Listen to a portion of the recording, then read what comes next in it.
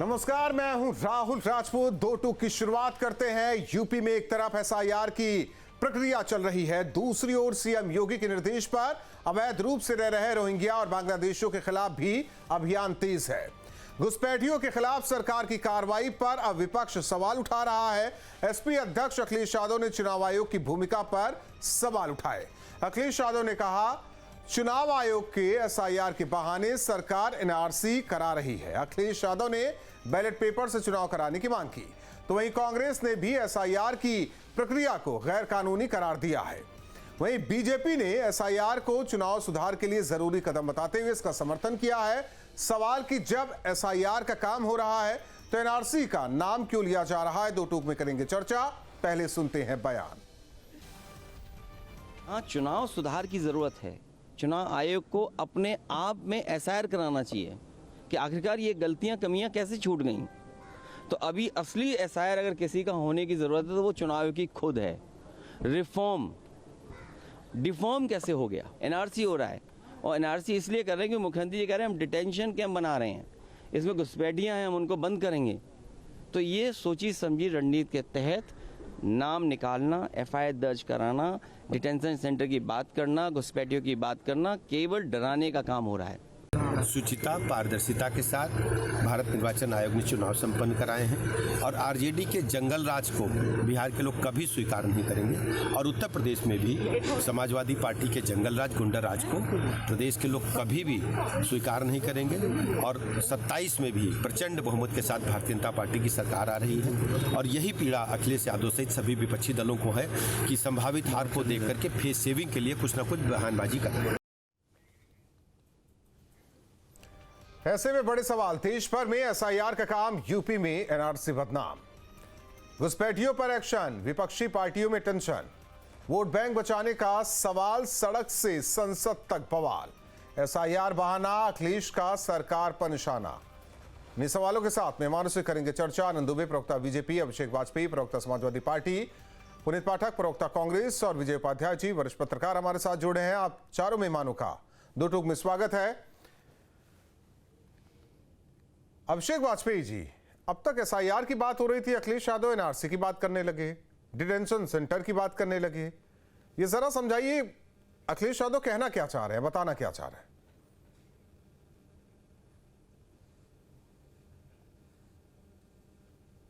धन्यवाद राहुल भाई। इसका तो स्पष्टीकरण आदरणीय मुख्यमंत्री जी को देना चाहिए। एक तरफ घुसपैठियों की बात करते हैं, एक तरफ डिटेंशन सेंटर की बात करते हैं, एक तरफ एसआईआर की बात करते हैं। आखिर मुख्यमंत्री जी कहना क्या चाह रहे हैं, इसको समझना पड़ेगा ना। जब एसआईआर की बात कर रहे हैं तो घुसपैठिए कहां से चले आए, और जब घुसपैठिए आ गए हैं तो घुसपैठिए अंदर कहां से आए, अंदर आए हैं तो फिर इंटेलिजेंस क्या कर रही थी, इंटेलिजेंस भारत की कहां थी, उत्तर प्रदेश की कहां थी, इसके बारे में तो जवाब उनको देना पड़ेगा ना।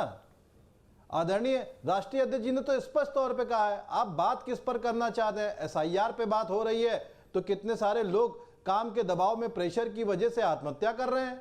अभी 2 दिन पहले की बात है कि बाकायदा ऊपर से इतना प्रेशर है कि जो भी व्यक्ति अगर फॉर्म जमा नहीं कर पा रहा है किसी कारणवश या बाहर गया हुआ है तो उसको बाकायदा एब्सेंट करने के लिए बोल दिया गया कि आप एब्सेंट करके उसको सबमिट कर दीजिए। अब बताइए, कोई व्यक्ति अपनी गणना करवाएगा और अगर वो बाहर किसी वजह से फॉर्म रखा रह गया है, 2 दिन बाद आकर के कराएगा तो उसको आनन फानन में एब्सेंट लगा करके आगे प्रोसेस में कर दीजिए। कहां से, क्या इसे ही आप एसआईआर कहेंगे? लोगों के वोट काटने को ही सिर्फ एसआईआर की प्रोसेस कहेंगे? आखिर सरकार करना क्या चाहती है? इसका जवाब तो स्वयं मुख्यमंत्री योगी आदित्यनाथ जी देंगे और बाकायदा चुनाव आयोग एनआरसी की बात आ गई ना। एसआईआर, आपको याद दिला दूं कि मैंने एसआईआर से 2 कदम आगे बढ़ते बढ़ते एनआरसी की बात आ गई, और किसके लिए ये बातें कही जा रही हैं, ये भी जरा क्लियर होता की बात कौन कर रहा था? मुख्यमंत्री योगी आदित्यनाथ जी कर रहे थे कि नहीं कर रहे थे? किसी और ने तो किया नहीं। आखिर जब एसआईआर करे तो डिटेंशन सेंटर की कहां से बात आ गई? एक अलग से लेकर के बनाएंगे, उसके बाद आगे नहीं। एसआईआर तो चुनाव आयोग करा रहा है। प्रश्न चिन्ह तो भारतीय जनता पार्टी। मेरा सवाल अभिषेक वाजपेयी जी, एसआईआर तो चुनाव आयोग का काम है और घुसपैठिए ढूंढना ये सरकार का काम है, डिटेंशन सेंटर बनाना ये सरकार का काम है।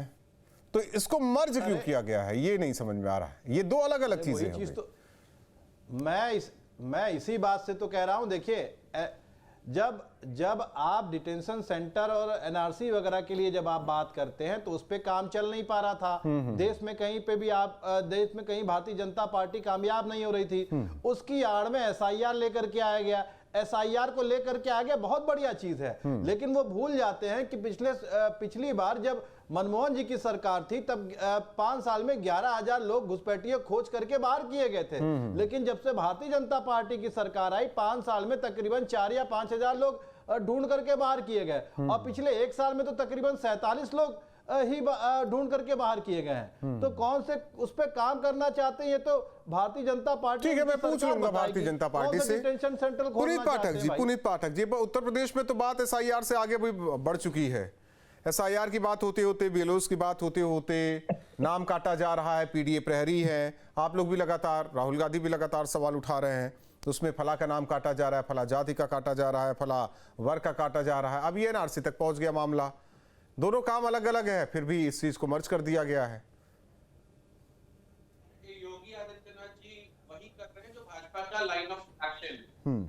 अभी बिहार में चुनाव था तो बिहार में घुसपैठी थे, अभी बंगाल में चुनाव आएगा तो वहां घुसपैठी होंगे, फिर असम में चुनाव आएगा तो वहां घुसपैठी होंगे, उत्तर प्रदेश में भी चुनाव आएगा 1 साल 1.5 साल बाद, तो वहां के लिए योगी जी माहौल तैयार कर रहे हैं। देखिए, एक बहुत सीधी सी बात यह है कि एसआईआर निष्पक्ष नहीं हो रहा है, ये बात साफ हो चुकी है। आज राहुल गांधी जी ने सदन में 3 महत्वपूर्ण बातें गिनाई और बहुत सीधे सवाल पूछे कि ईसीआई कमिश्नर की नियुक्ति में सीजीआई को क्यों नहीं शामिल किया जाता है, ईसीआई कमिश्नर को किसी भी एक्शन से क्यों इम्यून किया गया है उनके सेवा काल में, और पार्टियों को election commission machine readable format में क्यों नहीं वोटर लिस्ट उपलब्ध करा रहा है।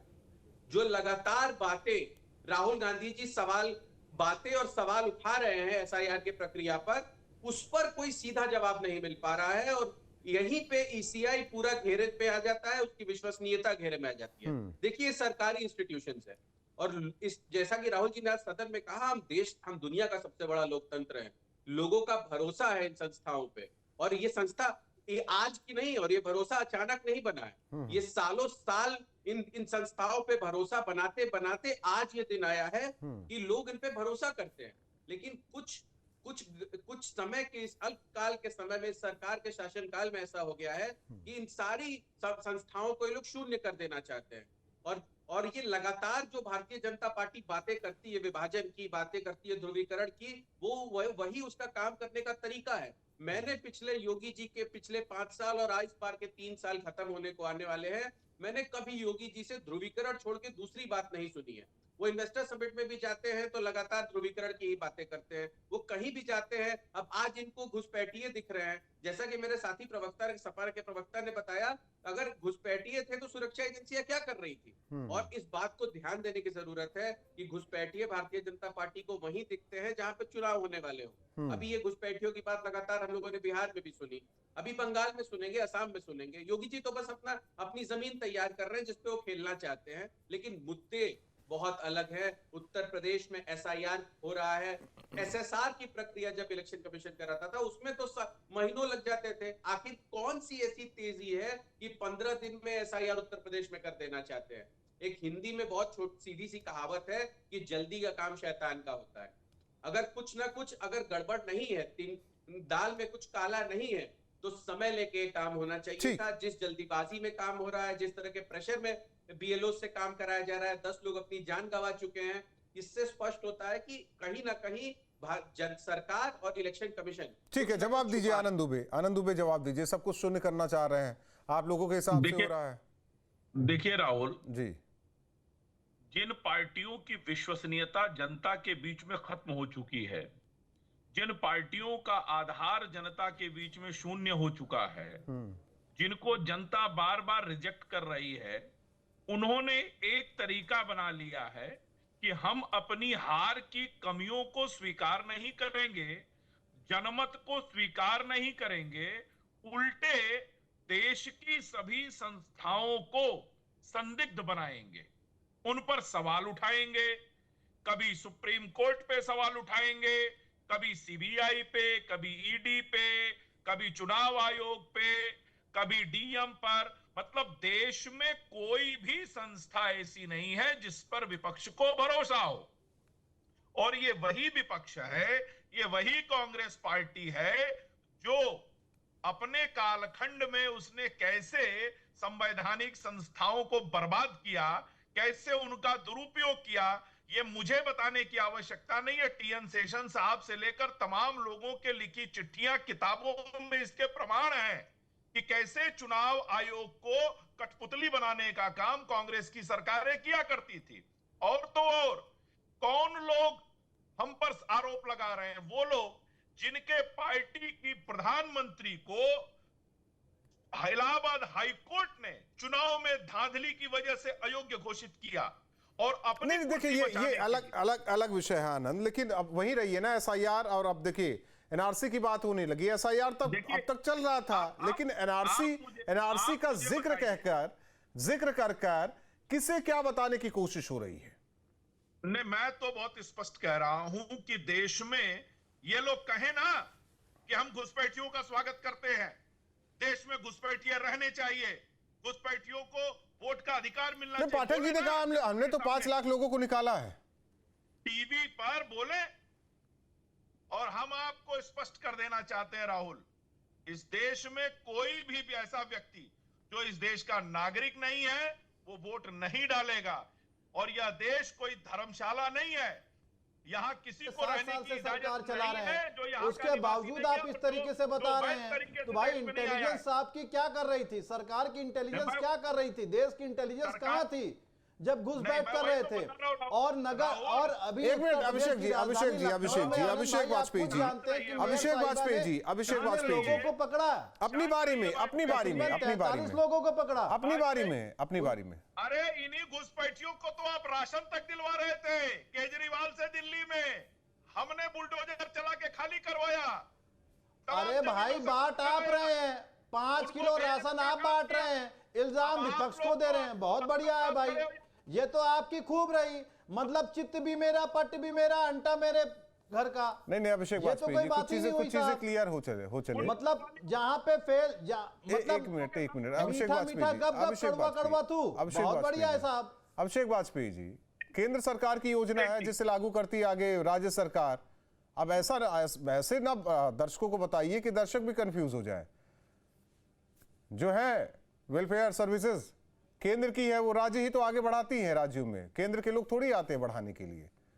उसी बातों का जिक्र हो रहा था। ठीक है विजय उपाध्याय जी, जिम्मेदारी राहुल भाई किसकी होती है? देश की इंटेलिजेंस किसी जिम्मेदारी उनकी भी होती है। अरे भैया 450 किलोमीटर, एक मिनट मैं कह रहा हूँ ममता बनर्जी प्रदेश की भी जिम्मेदारी होती है, अभिषेक वाजपेयी जी मैं मानता हूँ, साथ में हमारी हर चीज की जिम्मेदारी बनती है। हर चीज की जिम्मेदारी किसी जगह से मैं कहता हूँ हर चीज की जिम्मेदारी सरकार की है। बन जा रहा है, मैं तो कह रहा हूँ आप उसी ममता बनर्जी के साथ है ना। हर चीज की जिम्मेदारी सरकार की। जिम्मेदारी सिर्फ विपक्ष की होती है। नहीं मैं तो कह रहा हूं जिम्मेदारी विपक्ष की होती है। मैं तो कह रहा हूं किसी की नहीं हो। सरकार विजय उपाध्याय जी, देखिए अभी तक एसआईआर की बात हो रही थी, अखिलेश यादव ने बयान दे दिया, उसको एनआरसी से जोड़ दिया। एसआईआर नहीं तो एनआरसी चला रहे हैं, नाम काटे जा रहे हैं, नाम हटाया जा रहे हैं, डिटेंशन सेंटर बन रहे हैं, बहुत सारी चीजें हैं। कुछ चीजें दर्शकों को क्लियर कर दूं। इन्हीं घुसपैठियों के लिए कुछ लोग चले गए सुप्रीम कोर्ट में, वहां केस चल रहा है, ऐसा नहीं है कि नहीं चल रहा है। ये क्लियर होता चले कि कौन गया था, कौन गया है। ठीक है, 5 लाख लोग आप घुसपैठिए कांग्रेस यूपीए सरकार के दौरान निकाला गया, देश के बाहर किए गए। अब जब यहां निकालने की बारी आ रही तो सुप्रीम कोर्ट जाने की जरूरत क्या थी भाई? उसी में से राज्यसभा का टिकट भी दिया गया है कि आप लीजिए राज्यसभा का टिकट, लेकिन हां जैसा हम कहेंगे वैसा करते रहिए, आप चले जाइएगा घुसपैठियों का केस भी लड़ने सुप्रीम कोर्ट। इसकी बात कोई नहीं करता।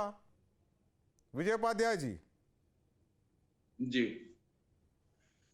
देखिए, ये समस्या तो बहुत बड़ी है। हमारे यहाँ कायदे से नेशनल रजिस्ट्रेशन ऑफ सिटीजनशिप लागू होना चाहिए ताकि पता लग सके कि कौन लोग भारतीय नागरिक हैं। चूंकि अभी कोई ऐसा प्रमाणित दस्तावेज है ही नहीं, ना आधार है, ना वोटर आई कार्ड है, ना राशन कार्ड है, ना, तो आपके पास होना क्या चाहिए? एक ऐसा दस्तावेज होना चाहिए जो हमारी नागरिकता को प्रमाणित करता हो। इसका विरोध बहुत जबरदस्त तरीके से, चूंकि एनआरसी लागू हो इसका विरोध ही किया विपक्ष ने। अब कह रहे हैं कि परोक्ष रूप से एनआरसी लाई जा रही है, यानी भारत अपने नागरिकों के हितों की रक्षा ना करे, ये सवाल खड़ा हो रहा है। लेकिन आप जहां तक घुसपैठ की बात है, मेरी जानकारी के हिसाब से करीब 4,200 समथिंग किलोमीटर का पूरा बांग्लादेश के साथ हमारी सीमा है, जिसमें करीब 850 किलोमीटर जो दुर्गम क्षेत्र हैं वहां पे अभी बाढ़ नहीं लगी है। फेंसिंग हो जाएगी तो फेंसिंग के नीचे से सुरंग बना के, अभी सुप्रीम कोर्ट ने टिप्पणी की कि सुरंग बना के लोग अंदर घुस आते हैं, तो घुसपैठ होती रहती है। अब हर जगह आप सैनिक नहीं खड़ा कर सकते, लेकिन सरकार की जिम्मेदारी है कि हर जगह सैनिक खड़ा करे। जहां सैनिक नहीं है वहां भी कोई ऐसी व्यवस्था करें, कैमरे लगाएं, और वहां भी ये सुनिश्चित करें कि कोई उसमें भी करप्शन ना हो, कि कोई बिचौलिया बीच में आ जाए, पैसे के लेन देन से लोगों को एंट्री कराने लगे। देखिए शक कैसे होता है, शक ये होता है कि उत्तर प्रदेश में बड़े पैमाने पर जन्म प्रमाण पत्र बनवाए गए, अवैध तरीके से, फर्जी तरीके से सरकारी सिस्टम के लूप होल में घुसकर जन्म प्रमाण पत्र बनवाए गए। अब वो किन लोगों ने इस्तेमाल किए, अब एटीएस इसकी जांच कर रही है। और एसआईआर में हर आदमी, पूरा विपक्ष ये कह रहा है कि सभी जेन्युइन वोटर्स के नाम, एलिजिबल वोटर्स के नाम जरूर होने चाहिए। यही तो एसआईआर का मकसद है। इसमें आपत्ति किस बात की है? अगर सब एलिजिबल वोटर हों, यही बात ममता बनर्जी कहती है, यही बात अखिलेश यादव जी कहते हैं, यही सभी लोग कहते हैं। अब अगर वेरिफिकेशन हो रहा है कि विजय उपाध्याय कहाँ के रहने वाले हैं, वो अपना दें 2003 के पहले कहाँ थे, तो हमें बताना चाहिए। क्या दिक्कत है इसमें? हमारा वोटर पहले जहां था, वोटर लिस्ट में मेरे माता पिता का जहां था, मुझे बताने में कोई दिक्कत नहीं है, किसी को भी दिक्कत नहीं होनी चाहिए। ये एक प्रक्रिया है, और कोई भी सरकार होगी वो जब एसआईआर करेगी, और करना भी चाहिए, इसलिए कि आप भाई, ये बात सही है कि इस देश में घुसपैठ एक बहुत बड़ी समस्या। आप सोचिए, रोहिंग्या जम्मू कश्मीर में रहते हैं, 4,000 किलोमीटर दूर। रोहिंग्या जब बर्मा से घुसे भारत में, तो उनको इधर उधर कहीं नहीं बसाया गया, जम्मू में ले जाके बसाया गया। जम्मू में क्यों रखा गया? क्या वहां पे इफरात जमीन थी? बिल्कुल नहीं, कोई मकसद रहा होगा, उस मकसद को डिकोड करना चाहिए। आखिर हमारे अगली पीढ़ी को हम किस तरीके से डिकोड भी हो जाएगा तो कहा जाएगा कि फला को बदनाम किया जा रहा है। जानते सब हैं सब कुछ, लेकिन बोलना नहीं चाहते। सवाल सब कुछ उठाते हैं, उत्तर भी है उनके पास, लेकिन बोलना नहीं चाहते कोई। ठीक कह रहे हैं आप। असल समस्या यही है कि जो हमारी डेमोक्रेसी में हर काम मतदाता को अपने पक्ष में करने के लिए होता है। अब मतदाताओं में भी लंबे समय से बंटवारा इस देश में हुआ। लोग कहते हैं कि भाई, मैं तो मानता हूं लोकतंत्र में बांटो और राज करो ही मूल मंत्र है, तो हर पार्टी बांटने में लगी है। पहले बड़ी पार्टियां थी, फिर छोटी छोटी पार्टियां हो गई, रीजनल पार्टियां हो गई, अब जातियों की पार्टियां हो गई। आप देखिए उत्तर प्रदेश बिहार में जातियों की पार्टियां हैं, कहीं खाप चलती है, कहीं जातियों की पार्टी चलती है। राजभर समाज की सुहेलदेव भारतीय समाज पार्टी है, सबकी पार्टी है। ठीक है, विजय उपाध्याय जी आते आते अभिषेक जी, एसआईआर से चलते चलते एनआरसी किस वोट बैंक को टारगेट करने की कोशिश में है?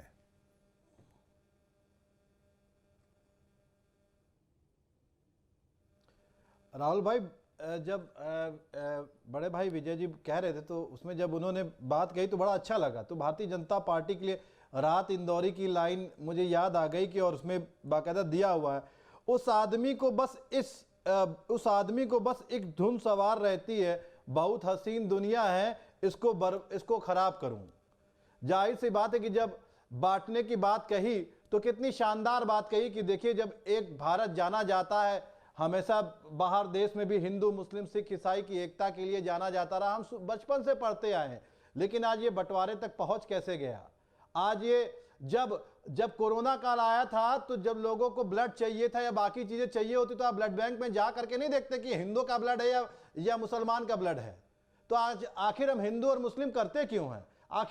आखिर क्या रोजी रोटी हिंदू भी कमाता है, रोजी रोटी मुसलमान भी कमाता है, एक जगह पे बैठ करके खाता भी है। जिस समय आपत्ति पड़ती है तो दोनों एक दूसरे के साथ आते हैं। लेकिन आज बात किस पे होती है? हिंदू पे बात होती है, मुस्लिम पे बात होती थी, लेकिन जो मुद्दों की बात होती है उस पे कभी आगे बात नहीं बढ़ पाती है। आज देश की अर्थव्यवस्था गिरती जा रही है, डॉलर के मुकाबले रुपया कहां पे कितना कमजोर हो गया उस पर बात नहीं होगी। आज पेट्रोल कितना महंगा, उससे बाकी चीजें महंगी कितनी हो रही उस पर बात नहीं होगी।